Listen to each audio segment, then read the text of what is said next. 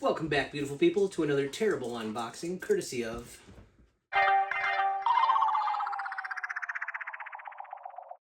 Alright, so today's unboxing is going to be a little bit different. We're kind of going through some of the rando figures that I have. Hi, Lulu. Say hello for the camera. Oh my god, I am a girl.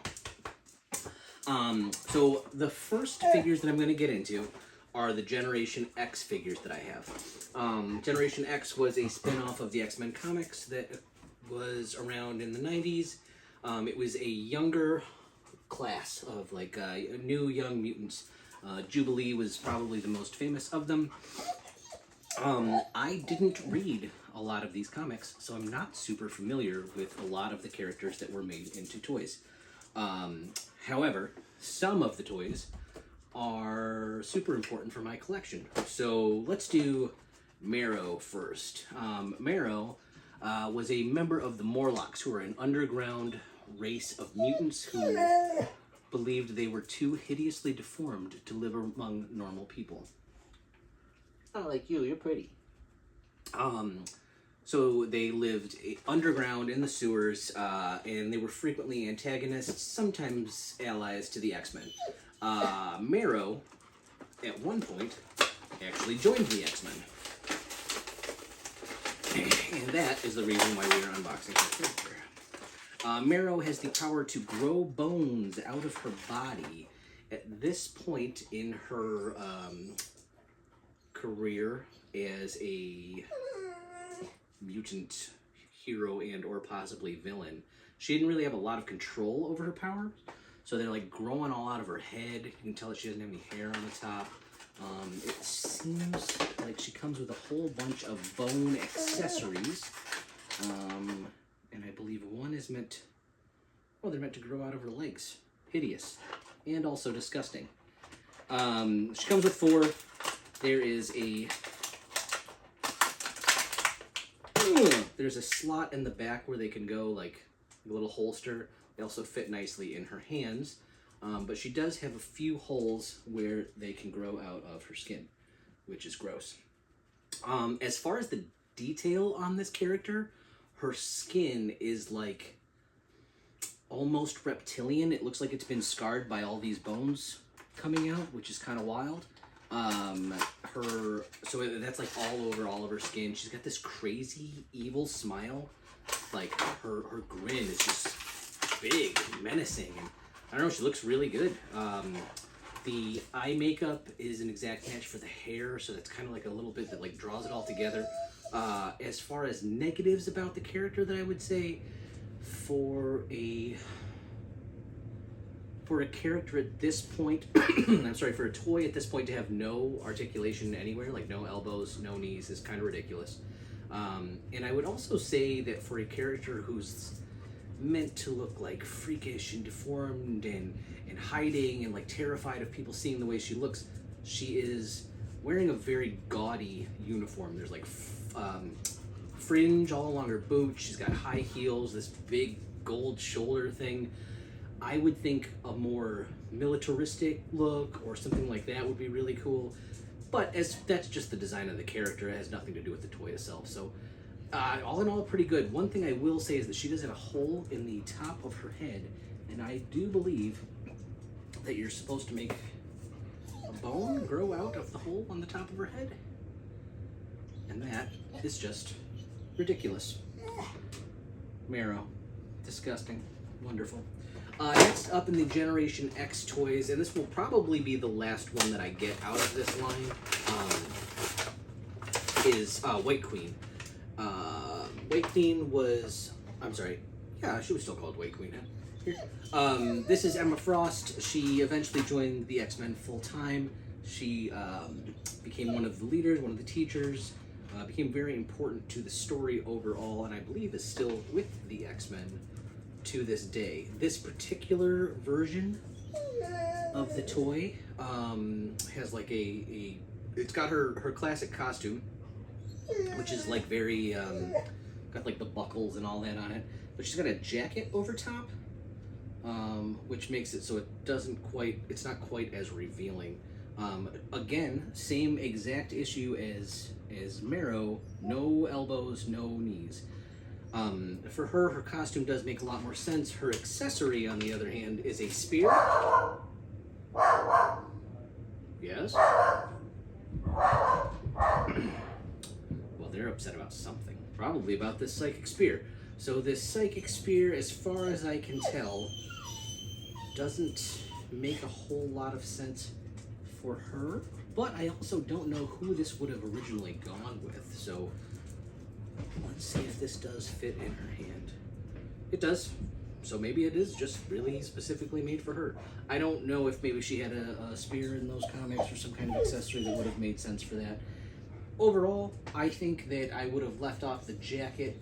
This sculpt is reused a ton of times. In fact, I think my Rogue is one of these too. The Age of Apocalypse Rogue, anyways. She looks good. This pose and the lack of articulation, if any figure was going, guys, everybody, it's gonna be okay. We're gonna get to other toys. If any figure was going to have this lack of articulation, it makes a lot of sense for her. She wouldn't really be engaged. Hey, buddy. Yeah, I know. She wouldn't really be engaged in like hand-to-hand combat. She's more of a behind-the-scenes or mentally engaged combat kind of person. They look pretty cool. They're gonna look great on the shelf. I'm excited about them. These ones also come with X stands. Those don't fit on my shelf, but every now and then they're handy to have around. A lot of bone accessories. I can't get this around. Yeah, no bones for you. You can have real bones. Now the other two figures that I have out here that I wanted to open today are mail-away figures. These figures were exclusive to the Toy Fair comic, which was magazine, which was a magazine that was for sale back in the day, back when people bought print physical media, and you could get exclusive action figures that were only available through the magazine. Sometimes they'd show up in a little white box. These particular ones showed up in plastic containers, so I'm just going to go ahead and rip them open. I think that sometimes there is a benefit to having an action figure on the shelf. It looks real nice when it's on the shelf and presented right, but these ones, they look better out, so let's get them out. This is Farrell, who was a member of the X-Force. X-Force had a few characters who were made just for that comic. She is a animalistic creature, kind of like Wolverine or something like that, where she's got like the healing factor and the animal senses. She has a very odd little plastic tail on the back. What you got there, buddy? A little bone? That's cool. She does suffer from having the fabric clothes, and I have never seen one of these figures that I liked with fabric clothes.